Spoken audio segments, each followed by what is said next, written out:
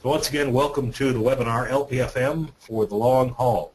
We're going to talk about a little bit about what is LPFM, what do you have to deal with, where do you get started. We're talking quite a bit about transmitters today, so how much power are you going to need, what different factors will affect the power that you need for a transmitter, what are the costs going to be in the long term, and that's a key concept, is thinking about not necessarily just how much is it going to cost to buy the equipment at the outset, but how much does it cost to do that and keep everything running for the next 5 years or 10 years. Different ways that you can enhance your uptime, improve the amount of time that you stay on the air, keeping track of your transmitter performance, things you could expect from a transmitter, other types of equipment, and things that you might need to put the LPFM on the air. And we're going to get some tips from a pro who has put up many LPFM stations and full power stations as well, and then we'll have our time for questions. Now again, my name is Tony Peterly, manager of WorldCast Systems. We've got Kent Kasulke with us, who's a sales and marketing manager of Crown Broadcast, 12-year veteran in the business. Don Pettivore, I don't know how many years Don's been in the business, but it's quite a few. He's the service administrator for Crown Broadcast. And then our LPFM pro is Dan Slentz, also down here from Florida. So we're going to get started with Kent Kasulke, who is going to talk to us a little bit about the LPFM overview, what is LPFM, and what do you need to do to get started. So Kent, go ahead and take it away. Okay, thanks, Tony. One of the first things that we wanted to do is to just discuss briefly an overview of LPFM and what you need to do to get started. The brief history of LPFM. LPFM really started in earnest back in January of 2000, and that was basically for stations that were going to be defined as from 1 to 10 watts or from 50 to 100 watts. We haven't really seen any of the 10-watt stations, and there was actually a really good article last week in Radio World magazine regarding LPFM that's talking about a potential increase in power. But until then, we're going to work right now with where we're at currently. And LPFM is defined as 100 watts at 30 meters, about 100 feet, height average above terrain. Typically, all these transmitters are going to be using circular polarized antennas. Obviously, the transmitters will be certified, FCC type certified, operating at correct TPO to achieve the licensed ERP. We're going to go over this in much more detail on the differences between TPO and ERP, which is total power output and effective radiated power. So don't worry, we're going to touch on that in detail. Also needed is an EAS decoding monitor. We are going to touch on that. And your programming. That's a minimum of 36 hours per week, at least 5 hours of operation per day, at least 6 days per week. That's in most cases. There are some differences depending on some of the applications. This is a non-commercial operation that's licensed and operated only for non-commercial purposes. You can't rebroadcast any content from a full power station. You want to make sure as a non-commercial operation that you really talk to people that have done this in the past, that know the difference between underwriting and commercials on the station. That's really helpful to talk to people who have done this in the past. It'll kind of help you kind of stay a little bit within the confines of what the FCC requires. You must broadcast the station ID at the beginning and end of the operation and at the top of each hour. We did include a link here for you. This is the FCC checklist for LPFM. I'd recommend to everybody that hasn't downloaded this to please go ahead and open this up, download it, and print it. It's really useful and should be really a lot of help for you. The total number of construction permits that are floating around right now out there, during the first LPF window in 2001, there were 1,329 CPs that were granted. In the most recent window, there was 1,212 CPs granted. Both of these windows, canceled or expired was 570 of these construction permits. So that leaves a total active right now of about 1,972. And on air right now is 796 out of this 1,972. So what that means is there's still, just under 50% of the people who haven't gone on the air yet, or are still in the process of acquiring equipment or getting themselves up on the air. So what that means is there's an awful lot of opportunity and an awful lot of chatter out there right now where you can find people that will be able to offer you assistance and help that are kind of in the same boat that you are right now. And one of the things I always recommend is get as many sources as possible for your information. That is just crucial for you. That would be really helpful in the long term. Right now, I think the main thing that you want to do as you're going through this presentation today is try and find just a few takeaways from it and really try and focus on those. Also try and, if you have questions, feel free to kind of jot these down and we'll get these all in at the end or send them over to us and we can try and address these for you in a timely fashion. On our next slide, we've got the distribution of transmitters in the United States. This is contiguous United States. And you see the distribution is spread in some of the more populous states, and you do see areas of kind of low numbers of low power FM, but that's probably due to the fact of little or no population centers in some of these areas. So you do see it's pretty well spread out amongst across the United States, and LPFM and the opportunity all of you have is really neat because it gives you a chance to really strengthen your community identity. It gives an outlet for amateur broadcasters and amateur musicians, to get their music heard. It allows for lots of diversity within your community, and it's really kind of noble and kind of a really great thing that everyone's doing because none of you are obviously doing this to get rich. So it's, I commend all of you for for what you're trying to do with this. It's really, really, really nice. What we need to make an LPFM station happen. Now, we're going to touch on all this in greater detail also, but just to give you an idea that, obviously, and for the most part, probably all of you already have your construction permit license. You probably have a location already picked that's probably on this construction permit. You're considering or looking at transmitters right now. For the most part, you do need the ability to control that transmitter. You do need a good antenna. You need a tower structure, feed line, audio processing. All of this we're going to go over in detail as we go through it. So I want to try and get through so we can get to some of the other parts here. Some of the necessary records that you're going to need to be on file is going to be a public file kept at the principal control point of the station, and that needs to include your license, your documentation of ownership, the documents related to station operation. All these need to be available to the public upon request. Also, there's an FCC booklet. I'm going to jump down to the bottom, the Public in Broadcasting. This needs to be available to any member of the public who requests it, and that's available on the FCC website. You also have your station logs, which is a record of all your technical data. This needs to be available also, and we can say probably the two bigger things that you're going to see is the public file and the record of EAS activations that the FCC is going to want to see information on. Now, just prior to the presentation, Dan had given us some information regarding the ability to join a voluntary inspection with the local SBE chapter in your state.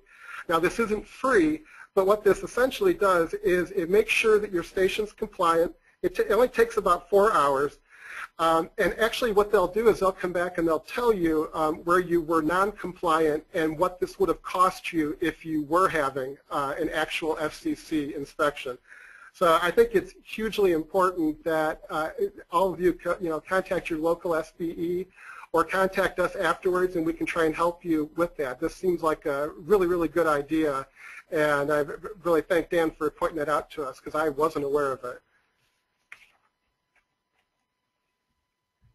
For legal assistance, even if you have your construction permit, it's really advisable that you have an attorney or legal consultation that you know where to go get the information. You don't have to have anybody on retainer, but it is helpful that you probably have the idea of who you want to work with and who is local to your area or who can provide what it is you're looking for information.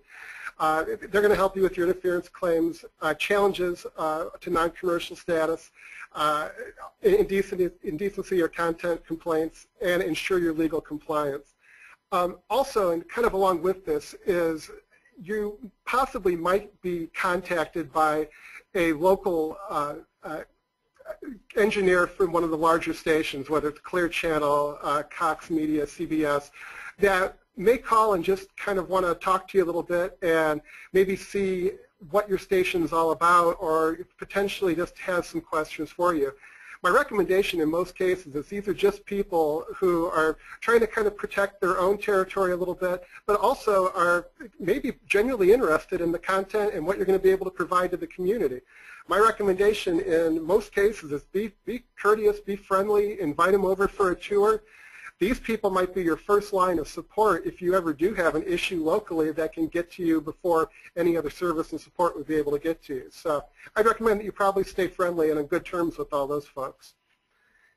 And from here, what I'll do is I'm going to pass this off to Don Pettifor, who's our service administrator.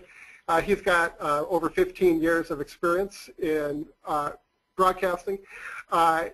He has been an technical engineer, an applications engineer here, and a field broadcast engineer. So he has plenty of experience, and I'm actually going to hand the microphone over to him. He's in my office now, so Tony will be doing this off of one handset here. So stand by.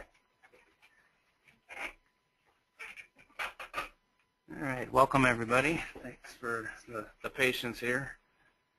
Now let's talk about the actual specifics about the power and what kind of things affect the actual power output of the transmitter and your ERP.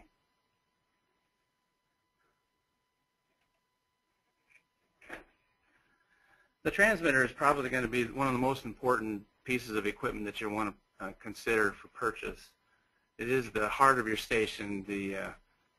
It's the piece of equipment that's going to make your sound processing get out into the world where your signals are going to be flying around. So it is one of the most important pieces that needs to be reliable, so you basically turn on and forget it. Our FME 250 is actually capable of 300 watts output power, and we've actually tested it to 320 watts, but it is capable up to 300 watts. It's a robust, reliable system. Everything is contained in it. You literally plug in audio in the back and the antenna and power, and you're on the air then with it. It's very efficient.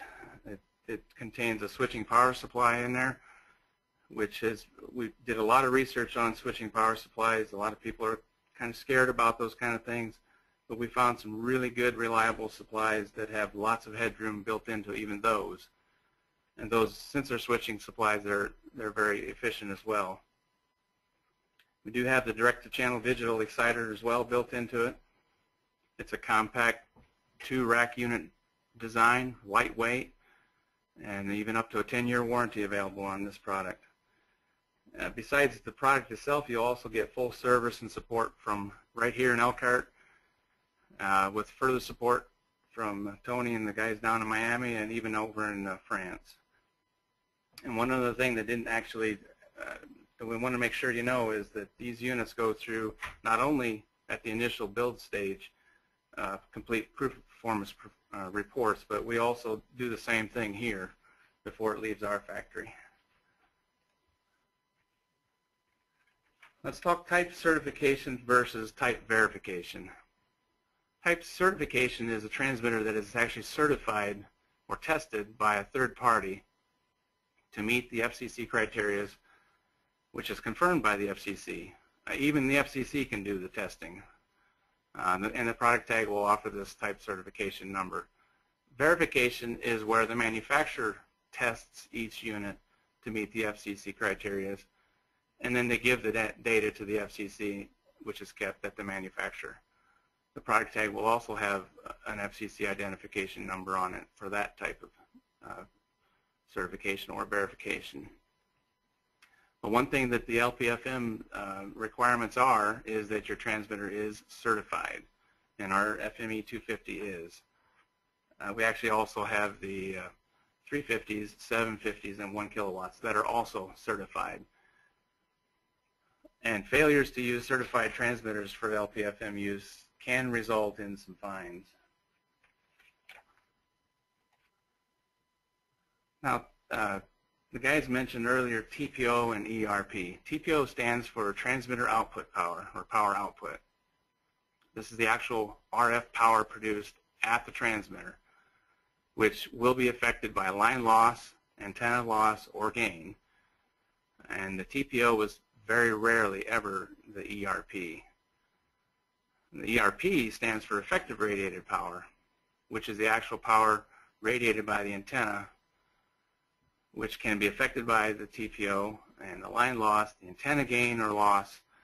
But the ERP is what the FCC is watching to be compliant for the LPFM rules. This target is a 60 dBu signal at a distance of about 5.6 kilometers, or about 3.5 miles radius from the center of the antenna.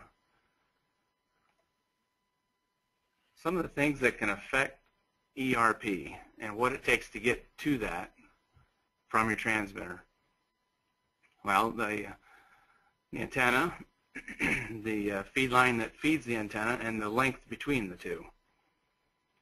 I did some calculations using a simple transmitter power output calculator that can be obtained, contacting us, or we can do some of those calculations for you. But it's a simple program that takes into account loss in the feed line depending on its size and length, and loss and or gain depending on how many elements you use for your antenna. So you'll see in the chart here, the for 100 watts ERP, a single bay antenna using a half-inch foam of 150 feet long requires 274 watts out of your transmitter. And you'll notice that by bumping up to 7/8 or even 1.25 inches, that power does not appreciably decrease. It does some, because most foam feed line is really good. The difference here is the cost. Half-inch foam is the best value. You jump up sizes to 7/8 or even 1.25 inches, and it can even double in cost for the same length of feed line. Where you really see the appreciable difference is when you go from a single bay to a two bay. A single bay antenna has a gain of 0.5, or it has loss basically, especially if it's circular. So when you go to a two bay, you almost go back to a gain of unity. Your 27 watts, as you see on a two bay, over 100 accounts for the half-inch foam line loss for 150 feet long. So when you go to a 3 or 4 bay, then you actually have gain in your antenna, which then reduces the transmitter output power, reducing heat, reducing the stress on the transmitter, and the longevity of the transmitter is a lot more.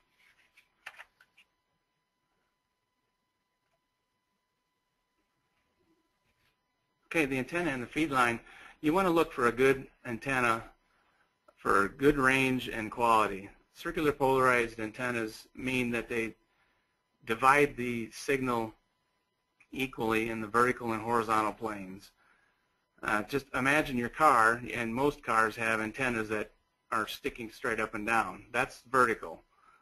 Most radios that you'll find in your home, your clock radio or a boombox you may have sitting on the table, most of those use the line cord as their antennas, and they are generally in the horizontal plane or next to the horizon. So these circular antennas are a good way of capturing both of those applications. Circular polarized antennas, if you want to look at a good antenna that allows for icing or even wind loading. So, and then the single and multiple bays as well can increase or decrease that loading.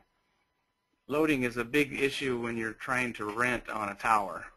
The guy who owns the tower wants to know how much more loading it has on it, so that when a 90-mile-an-hour wind comes along, putting your antenna on it's not going to blow his tower down. You'll rarely find that with a single bay. You usually find that with multiple directional bays where they're 500 to 600 pounds each bay. Most circular antennas that we'll be looking at for LPFM are probably less than 50 pounds. And the feed line is another thing you need to remember too. You don't want to skimp on it. You don't want to go down to the local pawn shop and see if they have any feed line. Probably won't, but you just got to watch deals on feed line. You don't want to go to a friend of yours who may have had it in the backyard for 3 years and it's been rained on. You want a good feed line that's been sealed and you know that there's nothing wrong on the inside of it. So how do multiple antenna bays increase coverage? You look at this chart here. A single bay antenna radiates almost equally in all directions, including vertically, up and down. And where multiple bay antennas can redirect more of that energy in the vertical realm to the horizontal realm. Imagine, if you would, a Maglite flashlight. Maglite's a trademark, so I have to say that. If you took the Maglite flashlight apart, the top part totally off, and you turned it on, you would have a single light bulb that's pretty much producing light in all directions. Just imagine that as your radio waves. Now, when you put that cap on and start first with the what they call the floodlight setting, okay, that kind of focuses it a little bit, but it still is pretty wide as far as the beam. You're covering a big area like a floodlight would. Now, when you focus that to spotlight, that's what happens when your antennas when you have more antennas, more bays. You're focusing that energy more towards the horizon. You still have light close up, but it also allows it to get out farther. More importantly, it allows you to reduce your transmitter output power. We also talked about height above average terrain. So what does that really mean? Here's a good graph here that shows height above average terrain. You've got multiple hills or mountains and valleys. Some areas, like in the northern Indiana area, there's not much of that at all. It's mostly cornfields and trees. But other areas out in the west or even down into the southeast, you'll have a lot of mountainous areas. So they try and figure this, and this is all figured with computer programs that give you that at the FCC. Here's a simple sample coverage of LPFM. So you'll notice on this, the green circle is called the 60 dBu circle. Now the 50-50, what that means is 50% of the time you're going to have 50% of the signal. So it's a really good indication of saying this is your core section that everybody should be able to get good signal. This should give you signal inside homes. It should get signal inside metal buildings to even cheap radios. The 54 and the 40 dB contour circles, 54 is more good coverage in a car, or if you have a radio that might be outside, sitting outside away from obstructions, like if you're in the park or down by the beach, you'll still have a pretty good signal. Then the 40 dB contour signal is more for cars only. So you'll have pretty good coverage in a car out that far. And if you look at this graph over here on the left, the 60 dB contour is about 6-mile radius. The 54 goes out to about 8-mile radius, and then the 40 can go out to 18-mile radius. But now, and here's another simpler, even a simpler way to show that same graph. Just draw a circle, and anybody that's in that circle is going to have what they consider city-grade coverage, or just about any radio will be able to pick it up. Now, there are some factors about any radio can pick it up, such as if there's an adjacent channel that might be a 50 kilowatt blowtorch, it might be a little bit of an issue. Here's another graph that sort of shows the coverage plot in color form using a lot of mountainous terrain. You'll notice that the green is the desired signal that we want, and this is actually only 43 dB microvolts. You'll see that the mountainous terrain that's around the center there, right up close, it doesn't make any difference. But the farther out you go, The only time you'll get a green signal, or the stronger one, is way out on top of some hill. Down in the valleys, it will be a lot less. So you can see how terrain can have a big effect on your coverage. And we can talk a lot more about coverages and ERPs and TPOs and that sort of thing later if you want, when the questions become, at the end here. So I believe I'll turn that back over to Kent now, and thank you all.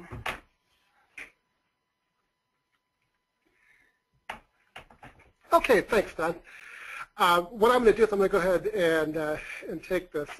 Essentially, one of the things with technical assistance and local engineering that we really want is it's really helpful for all the low-power broadcasters to know somebody locally to provide quick service. Now, this isn't just for the transmitter. This could be for anything in the transmission chain.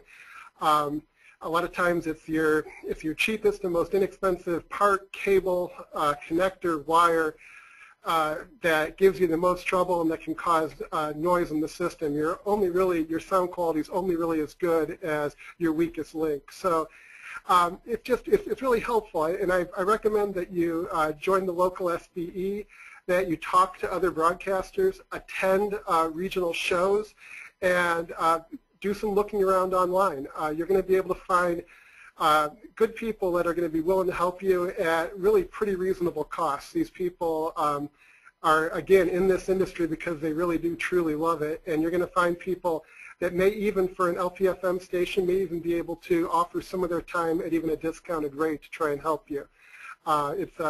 It's important, and it also helps keep the local fellas, doing something and keeping them busy.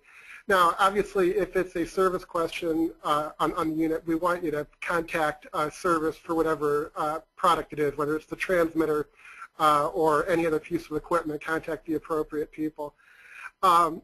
The section currently is how much is this unit going to cost in the long term, or total cost of ownership.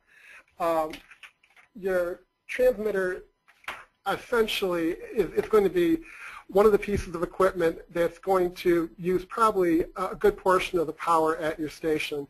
So a good, efficient transmitter is going to help you in multiple ways. One is the obvious: it's going to save you money. By lowering your cooling costs, less heat produced, and fewer fans needed. If you're sharing this transmitter at a co-located site with other equipment, you may not have to add additional cooling. Also, though, even more so on your total cost of ownership is the reliability you're going to see. You're going to have trouble-free operation for a much longer time span. You want to make sure that the unit is simple to install and that it's easy for the operator that may or may not be an expert technician to be able to do the basic maintenance and the basic usage on that piece of equipment. A modular serviceable design is essential. And what that means is the whole unit doesn't have to be modular. We don't expect people to take these units apart down to component or resistor or capacitor level. But if you need to change a fan out, this needs to be something that needs to be done as easily and simply as possible. With Crown, one of the things that we really focus on is we want to make sure that we're as efficient and we're as reliable as possible at all times. And in the case of any issues, part of this total cost of ownership is getting resolution to an issue quickly. And that's why you have the 3 tiers of people you can contact, from your primary tier, which is ourselves at Crown Broadcast in Elkhart, to Tony in Miami, to the folks in Bordeaux, France. So we have multiple levels that you can get to, but always the primary is to start with us here in Elkhart. A simple total cost of ownership that we have shown here is essentially the average FM transmitters that we have seen are going to have an efficiency of around 60%. and that could be plus or minus a little bit. Some might have a little bit more efficient systems. But just to use this as an example, if your transmitter is operating at 60% efficiency, for every $100 you spend on that transmitter, with the FME 250, you're going to be saving about $22. So it's a nice cost savings that is actually demonstrable over a time period that you can see. So, and really for the low-power FM broadcaster, every dollar you can save in areas like this is going to be helpful to you in the long term.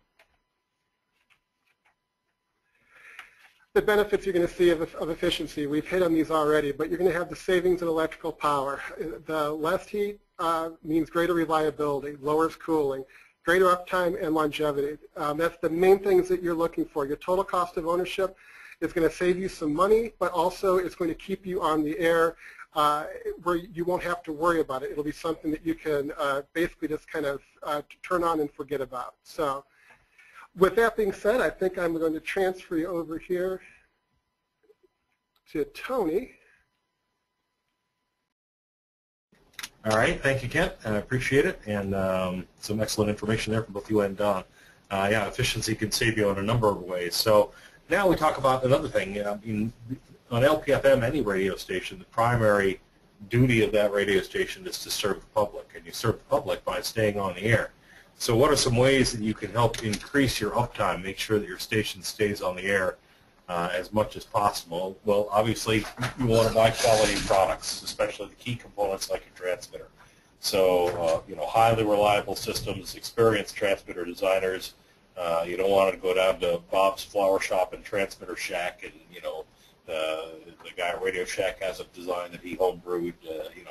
You want to get somebody who knows transmitters. And our transmitter division, which is called Ecriso, which builds the E-Series for Crown, we've been building transmitters since 1956, so we do know our way around a MOSFET pretty well.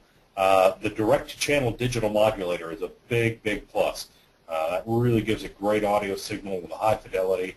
If you buy a cheaper transmitter, not only are you going to get something that maybe is less efficient and less reliable and less repairable if and when it does fail, but it's not going to sound as good, and that's really key. With a small signal, an LPFM signal, if your sound is not good, it's going to give people extra incentive to tune away, and that's not what you want. We are, as Kent mentioned, we're using the 6th generation MOSFET in these transmitters, so with 84% transistor efficiency, which is really nice. The switching power supplies and high efficiency and low heat for a longer lifespan, very useful. It's important to stay on top of your maintenance. If you don't have an engineer that's working for you full-time, or at least he's coming in once a month or so to check on things, this EMR, Expert Maintenance Reporting Service, this is a feature that we have on our transmitters that the transmitter actually sends information back to our servers so that we can help keep an eye on things for you and let you know with weekly or monthly reports on the condition of your transmitter, to give you a heads up maybe if there's some proactive maintenance, perhaps a fan replacement or a surge suppressor that needs to be replaced, basically to help you detect problems before they happen, so that you can address those with whatever maintenance resources that you have for your station. There's nothing to install. You just need to have an internet access for the transmitter, and it's all fully secure. There's no all the information is encrypted and everything, and it all comes out from the transmitter. EMR does not go into the transmitter. There's no control. It's just the transmitter pushing information out to the servers so that we can help you keep an eye on that most vital piece of equipment. You enter your account ID. This is something you can actually add afterwards. If you get the transmitter delivered and say, "Oh, I forgot," or "Now I have internet access," you can add that to the transmitter at any time. So the regular reports that you get, of course, will come to the status for all the vital parameters. There's a graphic measurement history of the temperature and the RF outputs and the overall efficiency of the transmitter, which is a really great aspect to watch. You can keep track of that and really have a good handle on how the transmitter is performing, because if the efficiency starts to fall off, then you know something's going wrong. And thanks in part to that EMR, we are able to offer a 10-year warranty on our transmitters. I don't believe there's anybody else in the industry that does this, and this is not, we didn't do this as a publicity stunt. We didn't do this to lose money. We did this because our transmitters last that long and more. In fact, the previous design had a mean time between failure of well over 10 years, and the new design is even more efficient and more robust than that. So we're expecting these transmitters to last a good long time, and we are offering a 10-year warranty.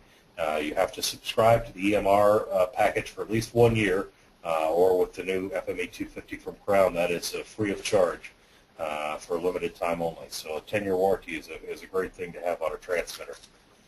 So some other methods that you can use other than buying a good quality transmitter and keeping an eye on the maintenance and the performance of that transmitter, probably the ultimate in system reliability, and this is very commonly used throughout Europe. Most of the broadcasters there are not the program creators. There are a company or several companies that own the tower sites. There are several other companies that own the transmitters at the tower sites. Then they lease time on those transmitters to the program creators. So it's vitally important, because they all have service level agreements and all that kind of stuff. So it's vitally important that they absolutely minimize the downtime. And full power broadcasters do the same thing. Full power broadcasters will typically have a backup of equal or maybe slightly smaller power than their main transmitter. So if there's any problem, they can switch to the backup system and stay on the air. On a 1+1 system is maybe a little expensive to consider for an LPFM station out the gate, but for the ultimate in uptime, a 1+1 or an N+1 system where there's a controlling unit that monitors the transmitter and can switch automatically. If the main transmitter or the primary transmitter fails, can automatically switch the antenna and route the correct programming and RDS information to a backup transmitter and keep the station on the air. So your downtime can be just a matter of a few seconds or a minute, as opposed to maybe an hour or 2 hours for somebody to drive out the site and make a switch like that manually. So it's a great way to take your downtime to the absolute minimum. It's with a 1+1 system. And of course, good support. The transmitter is only going to be good as the people who are standing behind it. And with Crown and Acrizo WorldCast systems, you've got some of the best. Of course, Don can help you with all the basic tools, your troubleshooting, setup support, parts replacement. They can repair transmitters there in Elkhart. We've got spares here in Miami, and then of course all the design work is done in France. So even if you need a whole new transmitter, we can get things taken care of and get you back on the air as quickly as possible. So in the midst of all this maintenance and making sure that you're staying on top of things, you need ways to keep track of how your transmitter is performing. For that, we have there's an optional web interface. If you have internet access at your site or some kind of network access at the site, there's a web interface that you can get in these transmitters that includes this. We call the Advanced Measurement Interface. Provides you, of course, all of your power and voltage readings, your efficiencies. It gives you information on the fans, on the audio, some really nice spectrum displays. You can see here the RF spectrum and the composite or multiplex spectrum, we call it, that shows the different parts of the FM signal, the audio spectrum, total deviation, all of the control of the transmitter is there. You get a 24-hour graphic history log on the key parameters like forward reflected power, your temperatures, fan speeds, current and voltage at the final amplifier stage. It's a very powerful interface, the advanced measurement interface that's included with the TCP/IP option in the transmitters. It also includes thorough remote control and command capability, which can be through the embedded website. It can be through a telnet connection using text commands. The transmitter even supports SNMP, the Simple Network Management Protocol. So that's a standardized computer protocol. So you can control the transmitter and get information from it using SNMP as well.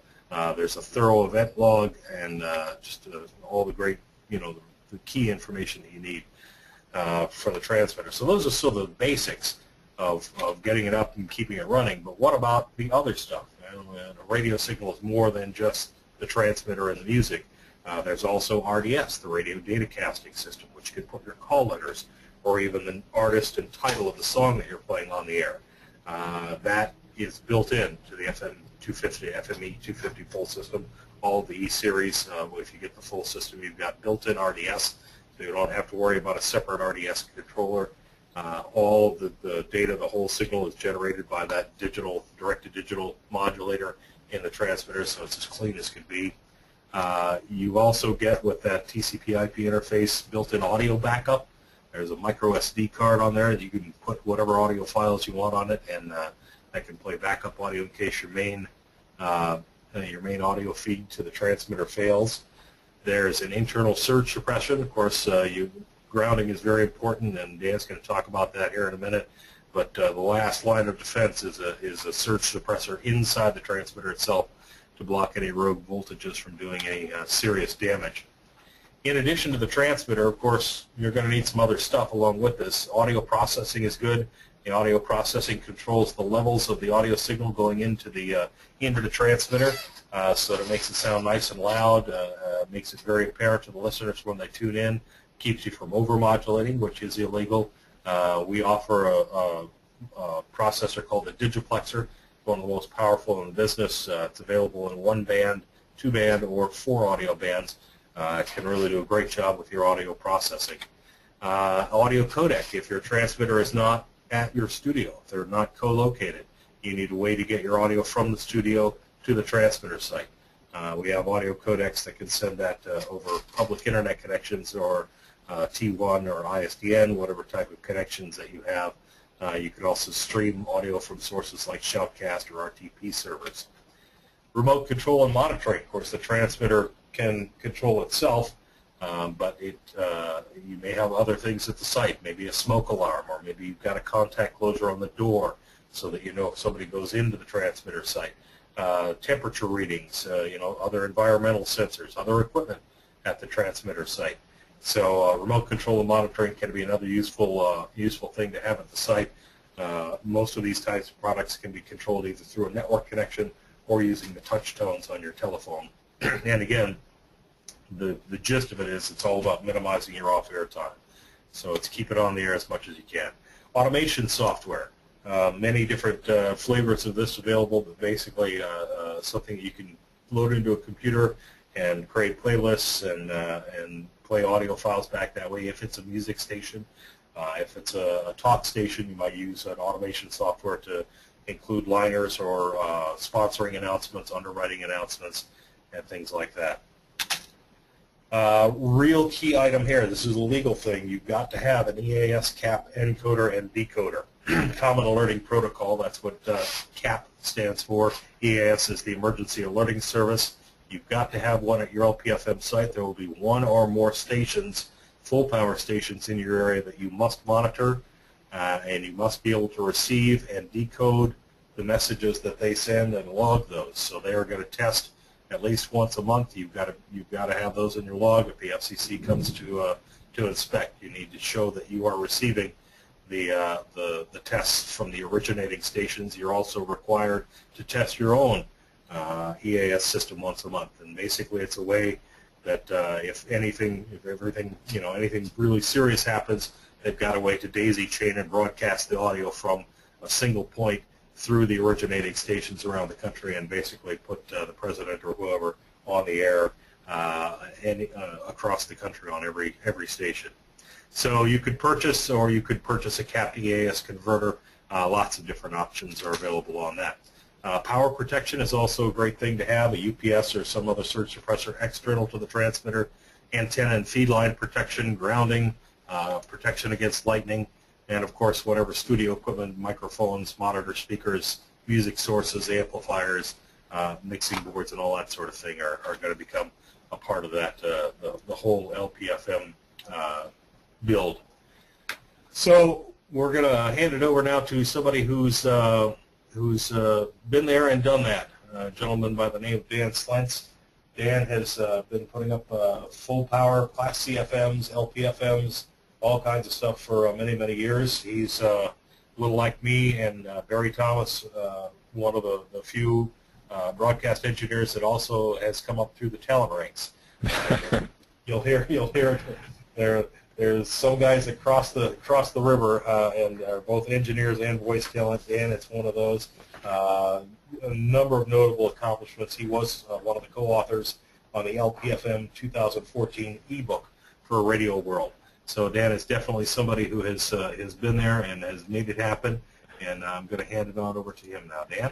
Thanks, Tony. It's funny, as I listened to you, I thought, wow, Tony sounds like a radio guy. So it's nice to know we're together. I think I have control of the system here. And thanks for joining us. It's good to have a group of friends and future friends as we talk about LPFM. I'm a huge proponent of it, a big fan. Give you a little background about me. I've been in radio since just before my senior year of high school. I was 16 years old. It was 1980, and my very first commercial station was WJER AM and FM in Dover. Later on, I went to Ohio University, worked in their PBS and NPR stations. Also became the manager of a carrier current AM station, a group of stations. It was the largest in the nation. Carrier current, if you're not familiar with it, is just a blast. It's basically taking an AM transmitter and backfeeding it through power lines. Don't just take that word as it sounds. You don't plug it into the wall. But it was cool technology, and it was way before LPFM. Later on, I went into Armed Forces Radio and TV, did the morning show, anchored TV news, and after a lightning strike blew our station off the air, we were the network station, I jumped in. I'd always been a techno geek, and so the Air Force said, we know you're a broadcaster, but guess what? You're allowed to be an engineer too. So that was my first foray into engineering. Got out of the Air Force, went into back into commercial radio in Denver at KZY, KLZ, AM FM station. And their engineer left, and they said, hey, didn't you do engineering? And once again, I got suckered into engineering. Rock stations for the most part, WONE in Akron, QFM 96 in Columbus. But I've always loved radio and actually TV too. I've done both of them. Later with Zanesville, Wiz, AM, FM, TV, KRA, FM and TV in Dallas, and that's where I built KKXT, designed and built it with a group of great engineers. And then later on KOB, and now I'm actually in Miami at New World Center, the New World Symphony on Miami Beach. So that's kind of where I've been and where I've gone to. But the nice part about the diversity of my experience in particular is it gives me a chance to kind of consolidate all the different things that I've learned and pull them together to say, you know, is this really a technical issue? Is this a programming issue? So with that said, let's just jump ahead and let's see if I can do that. Okay. There, I got control. Let me move that out of the way. Hey, Tony, need a little assistance on moving this forward. Can you give me a hand? Thanks. So this is WNHS LPFM in Newcomerstown, Ohio. It went on the air about 10 years ago. It's roughly been on the air about 4,000 days, only off the air twice due to basically a major lightning strike, which is part of the reason for excellent grounding systems. Even though I did what I thought was the best, probably needed a little more than that, and it's always a learning experience. And the other thing was because of maintenance. I mean, there was an issue that basically the equipment went down because it clogged up. The fan actually got damaged, and it kept the transmitter from staying cool, which is a critical issue for any transmitter. So that's part of the issue with that. Let me just point out a couple things that are interesting to note. Transmitter rack on the left, you can see Crown FM 250 GT, which was just an incredible transmitter. I really liked using that one. Also had I think at the time it might have been the Omnia card. You can see or an Optimod card, I forget which one it was, but you see an Optimod in there, a 2200 that was used. TFT EAS gear, that was before CAP, so that is not CAP compliant gear if you look at it now, not without an adapter. Also, there was a built-in system which was multi-layered and protective codes, so the school superintendent and the local police department could actually dial in through multiple levels of encoding through passwords. They could actually cut in and go directly on the air with emergency announcements or school announcements. At the top of the rack, you see a TFT mod monitor just to make sure we're legal. Big fan, huge fan in believing that a listener to an LPFM should never, ever suspect that you're an LPFM. I mean, that's kind of the most ultimate insult, is to say, wow, they must be a non-commercial or you know, they're not a real broadcaster. In this case, I'm real proud of the students at the school, the leadership of the school, because they really did make this station sound, and I almost hate to say this, as good as any commercial radio station, if not better. I really love this little station. Over on the studio side, you see an audio arts board. In the case of audio boards and your LPFM, some people have a tendency to want to say, hey, you know, we can go cheap, we can do it for less. Again, I'm a big believer in radio boards were meant to stay on the air 24/7, and that's you know, part of the reason for investing in a good audio board too. You see a couple of computers there, Dell's, decent ones, BSI Simian, which you actually saw a screen on the other one, Symmetrix mod monitor, some equipment there, but it is basically a great regular studio, just small size. Cassette deck, that's antique. It's like having an 8-track in there now. When you go to do all this and you build all this, be sure to survey broadcast engineers with experience. Ask them about what they think. Ask them about equipment. The people that have been doing broadcasting for a long time won't steer you wrong. I mean, everybody's got an opinion. Don't focus in on one person and say, you know, what is the best, and then use their word as gold. Even me is just another example. I mean, these were some choices I made. That is not to say that these are the best choices or not the worst choices either, but just kind of gauge broadcasters in your area and see what they say. A great manufacturer won't have any issue if you're shopping around and say, hey, I just want to ask a couple people. As a matter of fact, they're probably going to encourage it to say, hey, ask, see what you think of us. So, and you know, it doesn't show it here, but all the way to your antenna, you can make, not legally, a FM broadcast antenna with copper pipe. I mean, it's really not that impossible, but if you want to stay on the air and be a broadcaster, there's ways that you have to do it right.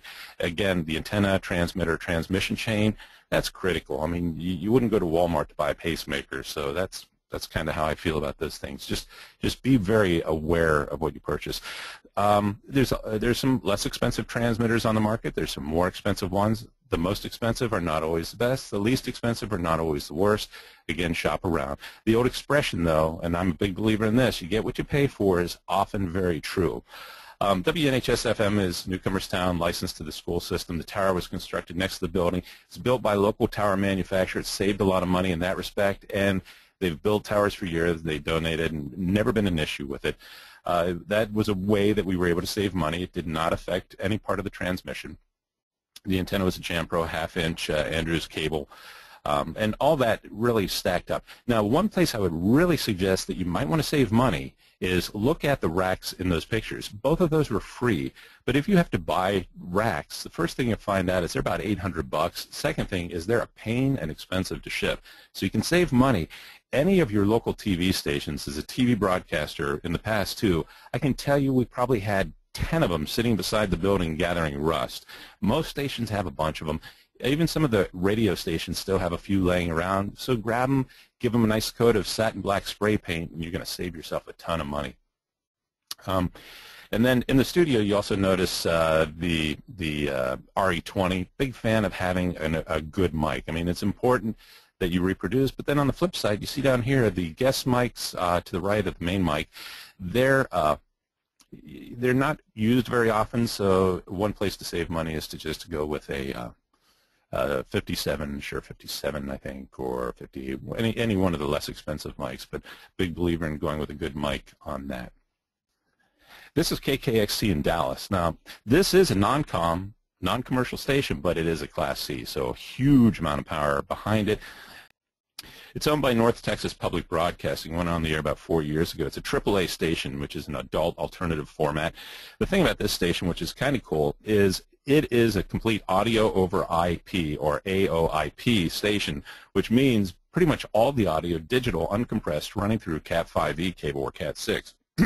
And in addition, you kind of see a shining spot where a light's reflecting off the back of it. Unfortunately, it's not showing it. It's got a submixer, which in this case is a Persona 1642, which allows all those mics and everything else you see in the shot to bring a band in and pretty much do a full submix on a band and put a band on the air live. It worked out well. It's sweet. On YouTube, you can do a KKXT search and listen to some of the music videos that they've done. Also, in the picture up on the top edge, you might see the mini wall mount security mounts. Well, those are actually for mini beer can, I call them beer can HD cameras, the consumer ones. But that way we captured all the footage in HD. But when you're considering your main on-air console, keep in mind that that and I'll mention some names and they're trademarked, but you know, the Shacks and some of the consumer ones, they'll work and they actually can sound good, but broadcast consoles actually have a lot more features that you need in radio, like speaker muting, on-air tallies, spare GPIOs, which are your kind of your input-output triggers or relays, mix-minus feeds for phone callers. You don't want them to get their sound back. That creates a loop. Also for remote returns, you want to clean mix-minus. Now these can be added to non-broadcast mixers and add-ons as an add-on, but they really rack up the cost, and they're yet another level of failure point. So consider that when you're looking at your audio boards, and consider the fact that a broadcast board is truly made for 24/7, 365 use. It's on all the time. So that's something you want to keep in mind. Another area that I worked on was with WHIZ in Zanesville. And WHIZ is a FM station. It's a 50,000 watt commercial station with some equipment that was outdated. And so we were able to do a remodel as a do-it-yourself. This was the do-it-yourself studio. If you take a look, you'll see right there the radio studio as it was before. Difficult to see where the guest would come in. They'd be hidden behind the monitor. If you change the slide, we'll go to the after. Thanks. And that is the after. Now, again, those are upper kitchen cabinets that raise the console service. We had I had the top made at Home Depot, put it all together, used brush pewter, ran the carpet as a chair rail up to the chair rail or wainscot, took an old cabinet and put it on the back side, and you can see what happened with that. Now I want to talk quickly about your studio and your pre-planning. These are some really rough sketches for the new LPFM that I'm working on in Ohio. These are extremely rough, as you can see. Later on I'll do an AutoCAD type drawing of these. But it's exactly the same way as with Wiz and the way it was designed. As with every aspect of your LPFM station, from your studio to transmitter, be sure to plan and replan and review those over and over. The time to make your mistakes is when they can be erased from the paper and not after you turn on the transmitter. If you can flip to the next slide. And that includes doing your documentation. This is a rough layout of a radio signal flow within the studio all the way to the transmitter. And you see a couple mic processors, CD players, computer, phone coupler, and even a production computer using the same audio board to do production as being on the air. You've got to be careful with that just so you don't do your production on the air. But one way to possibly help you out if you don't have Vizio, don't have CAD, which are programs that you have to pay for, go to that website, draw.io, and that's the suffix on it, and you can do drawings like this to help you out. Remember to document your station real well. It helps with passing along. If you change the slide, this is also a WDPE. Part of the planning is to go into detail to know your layout, and that way this helps with your wiring, how much you're going to plan to put in. You even see where the transmitter is located in a closet. It'll have airflow. It's part of the cooling.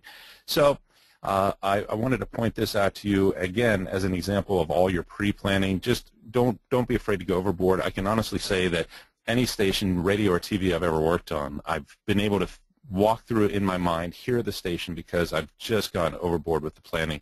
It's so much cheaper than getting caught with a mistake later on, which doesn't mean you won't make mistakes, but it'll help. Could you change the slide?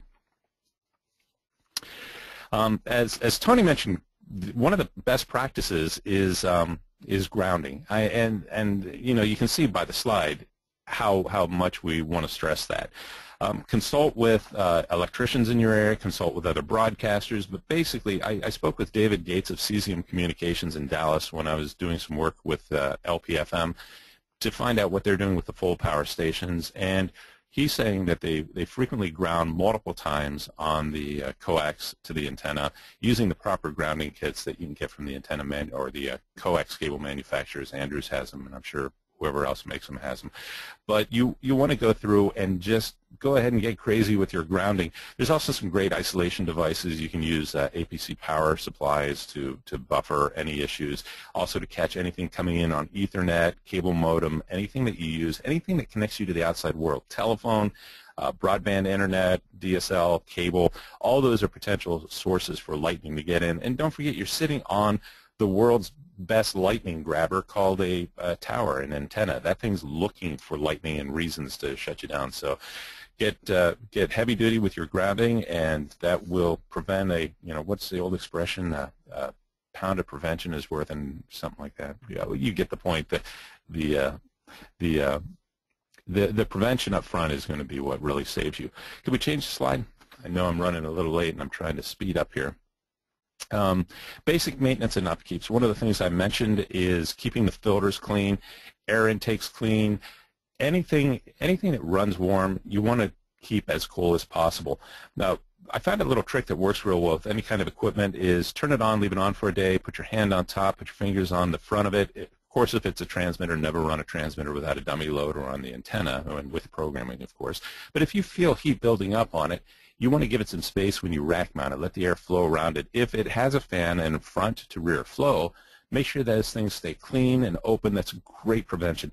Also, when it comes to your studio gear, I found a really kind of interesting, I guess it's almost psychological thing, where if you keep that gear clean, looking good, properly labeled, no Dymo label maker labels, and this stuff looks professional and it looks good, the people that use it are going to have a tendency to take care of it better. And on top of that, and I've come to this conclusion a long time ago, there's a tendency to think if the equipment is dirty or looks bad, it's broken and it's junk. So the first time the op makes a mistake, they're going to blame the equipment and say it's junk. But what I've also found is about 50% of the time there's never anything wrong with equipment. It's op error. So if it looks good, it feels good, smells good, doesn't have pizza sauce on it, they're going to have a tendency to say, it must be something I'm doing, and find the mistake before they get an engineer in there to do it. Okay, I want to briefly talk about, and I know I'm running late, and I'm really sorry, so let me speed up here even at the end. And they're going to have these slides available to look at later, so you can jump in and check them out. And I'll be glad to answer any questions, too. Radio World and Radio Magazine are two excellent sources, and I've written for both of them, and that's kind of the caveat. I need to say that as the disclaimer. Not paid by them to mention this or anybody else. Just pushing out the resources I know that I think are excellent resources. Radio World has ebooks, and they're awesome. And I have to say the new Audio over IP one, incredibly great book because it really helps with networking. And even though occasionally I get the idea that I might know something, I get one of these ebooks, start reading it, and think, my gosh, I knew a lot less than I thought I did. And that's a testament to the people that are writing these things, because there's some really good resources out there. Subscribe to Radio World, subscribe to Radio Magazine, take advantage of everything out there and read as much as you can. The board for WDPE in Dover, Ohio, most of them never in any part of radio, all have subscribed, and even the board president, she has said, a lot of it I don't understand, but the more I read it, the more I understand. So take advantage of these resources. Go to them, sign up for them. They're free, so the price is absolutely right. If you could change the slide. Here's my contact information. It'll be out there. This is the website that I occasionally put things on for people. If they're looking for some information, I can drop it on my own website. I still do voiceover work along with being an engineer, so that's why it says voiceover professional. But my email address is there. Contact me if you have any questions. I apologize for the dropout earlier. We're getting a thunderstorm here in Miami, and I have a feeling my internet was popping in and out because I lost everything for a while, so I wasn't even sure if I was on. So thanks to Tony and Kent for inviting me. Thank you for joining us. And now I'm going to throw it back to Tony. All right, I think I'm back. Can you hear me now? Yeah, that's how I was feeling. I was like, oh my gosh, what do I do now? Well, we took a big lightning strike and some torrential downpour down here in the north end of Dade County, so knocked our power off to the office there for a few minutes. So got everything squared away. We're back online now on a backup system, so the audio quality isn't as good. But we're going to go through and talk about a couple of questions. If I can get Don to unmute himself, a couple of these questions are for you, Don. These are questions that have been written in by our webinar participants, our viewers here over the last few minutes. First one for you, Don, is you said the 60 dBu contour was at about 4.5, 4.6 miles. Was the designated radius, but car coverage there, the 40 dBu, they're wondering about how much further out that 40 dBu curve would be than the 60 dBu curve, and I think we could say that's probably I don't know if it's better to talk about that in terms of percentage or miles. I don't know. What do you think? Okay. Next question. Well, hey Tony, I'm hearing that, and I can chime in on this. Don is really the expert I often go to on questions like that too. Here's what I can say is that I've seen many different responses to how far an LPFM will go with its ERP of 100 watts.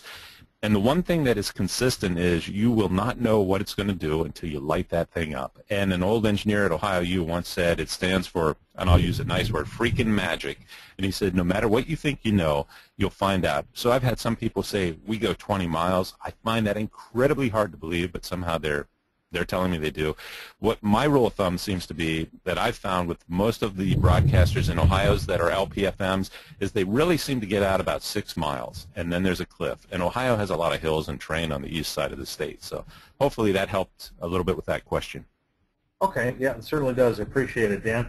I got another question here for me from Tom Vesci, who's already one of our transmitter users there up in the Northeast in Connecticut. He's talked about the possibility of LP250 licenses. There's been some discussion about granting LPFM type licenses for up to 250 watts ERP. So there may be a need of just over 1 kilowatt transmitter power output to reach 250. He's asking if the 1500 watt transmitter that we build is LPFM certified. At this point, it is not, but that's a process that once we pull the trigger on, it only takes a week or two to complete. So once we see that the LP250s are coming down the pipeline, we will absolutely get that certified and have it available for the market. Another question, Dan, you may be able to help out with this. One of our viewers has asked if you can increase the antenna height and then reduce the transmitter power and still maintain that 100 watt ERP. I believe the answer to that is yes, is it not? Yeah, it is. They do need to watch the height limitations, though. I mean, you can get away with a lot. In Albuquerque, the Sandia Mountains overlook everything, and they're a mile above. You know, obviously you can't do that. But here's what I did find out from Wiz in Zanesville. They were a 50,000 watt ERP station with a 20,000 watt transmitter running at 9,000 watts. So that kind of gives you some math, and it was about 400 feet, the antenna. It was a 6-bay. And when we had to work on that transmitter, I actually would take the exciter and adapt it to the 3-inch solid line and transmit with 50 watts instead of 9,700 watts. And the strangest thing is, Tony, I swear that got out the same distance into Columbus, Ohio, which is probably a good 35 miles. But the difference was 2 blocks away from the station, maybe a mile, it wouldn't push through the side of a tin building. So the compromise with trading off that power for that antenna height is, yeah, you may go out further, but you're not going to have your same signal penetration. I mean, it is just a weak signal. It's trying to, you know, punch your way out or into a building. Now, cars with external vertical antennas, you'll probably be fine with, but going into a house, or worse yet, if there's concrete structures, metal siding, stuff like that, you're not going to get the same coverage. And that's my opinion. I wish Don would chime in. I wish he were available to add to it and see if his experience is the same. But that's what I found with the compromise. I'd be also prone to always stick with kind of a 2-bay antenna. You could add more antennas, more bays that is, and reduce your power that way and kind of get out on the vertical plane. But again, lowering your power, in my experience, has also increased the distance but decreased signal penetration. Makes it a somewhat less robust signal. It's like the hot rodder guys talk about when they're putting turbochargers on. You know, it's like, well, you can put a turbocharger on a small engine, but there's no substitute for cubic inches, right? Yeah, you know, yeah. Bigger transmitter is going to give you a better signal in general. So, well, I think we're going to call it, and having run as far as we can now. I wanted to say thank you to everybody. Thank you to Dan and Don and Kent for participating. Thanks to everybody who is joining and watching. We had a great attendance on this thing all the way through. I want to extend a great appreciation to Jillian McDowell, who organized this whole thing and put all the pieces together to make this webinar happen. She's our communications director, works out of our office in Belfast. So for all of us in Belfast, Bordeaux, Elkhart and Miami, we say thank you very much for watching our webinar. We'll have a recording of this available on our website, and anybody who asked a question that we didn't have a chance to address live, we'll be responding to you via email, and we'll also post those questions on the site.